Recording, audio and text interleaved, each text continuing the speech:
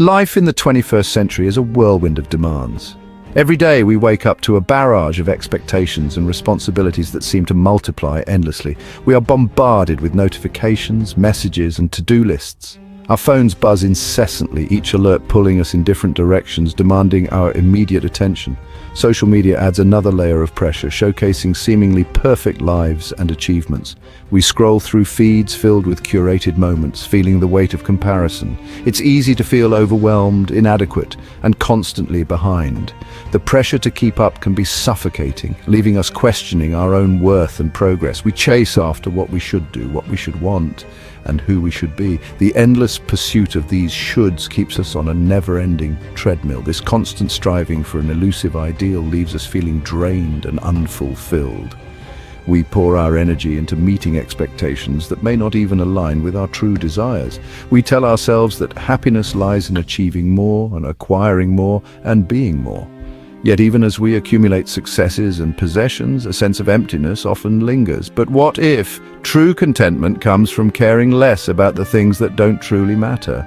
What if we shifted our focus to what genuinely brings us joy and peace? What if the key to a fulfilling life lies in embracing the subtle art of not giving AF**CCC? By letting go of unnecessary pressures, we might just find the freedom to live authentically and happily. Imagine you have a bag of golden coins, each representing your limited supply of EF**C6 to give. Every worry, every insecurity, every trivial frustration costs you a coin. Spend them wisely, because once they're gone, they're gone. This is the core idea behind the subtle art of not giving a EF**CCK. It's about being selective with your energy and attention. You can't care about everything, so choose your battles wisely. Focus on what truly matters to you, your values, your passions, your relationships. Learn to let go of the rest. Life isn't always sunshine and rainbows. There will be setbacks, disappointments, and failures. It's easy to fall into the trap of negativity and self-doubt when things go wrong. But what if we could reframe our relationship with these negative experiences?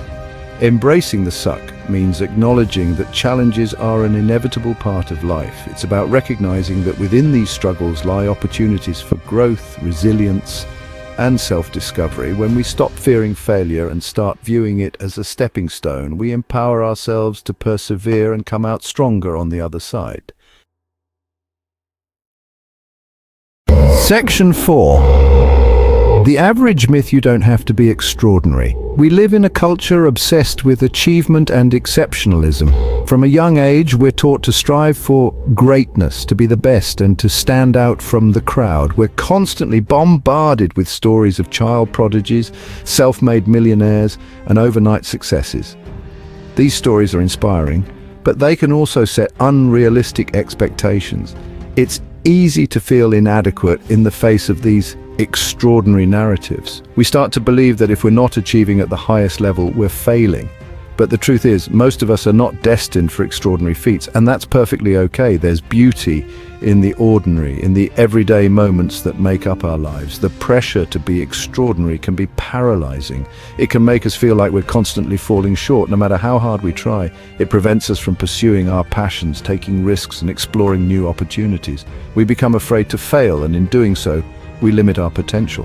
Embracing our authentic selves means letting go of the need to be extraordinary. It means finding joy in the simple things and being true to who we are. There is immense freedom in accepting our averageness. When we stop comparing ourselves to others, we can start to appreciate our unique journey and focusing on what brings us joy and fulfillment, regardless of external validation.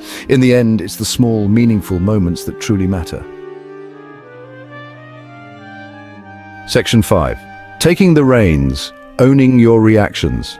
We often feel like we're at the mercy of our emotions, reacting impulsively to the ups and downs of life. These emotions can feel like waves crashing over us, leaving us feeling overwhelmed and out of control. But the truth is, we have more control than we realize. It's like a light bulb moment when we understand that we can take charge of our emotional responses. We can choose how we respond to challenges, setbacks, and even our own thoughts. Every situation presents us with a choice, a fork in the road where we can decide our path. Taking responsibility for our reactions is a powerful shift in perspective. It's like holding a key that unlocks a new way of seeing the world and our place in it. It means acknowledging that our emotions are not our masters. We are not puppets to our feelings. We can break free from the chains of automatic reactions. We can choose to observe our thoughts and feelings without judgment, allowing ourselves the space to respond with intention and clarity rather than reacting out of habit or fear. This practice of mindful observation helps us create a gap between stimulus and response, giving us the freedom to act with wisdom and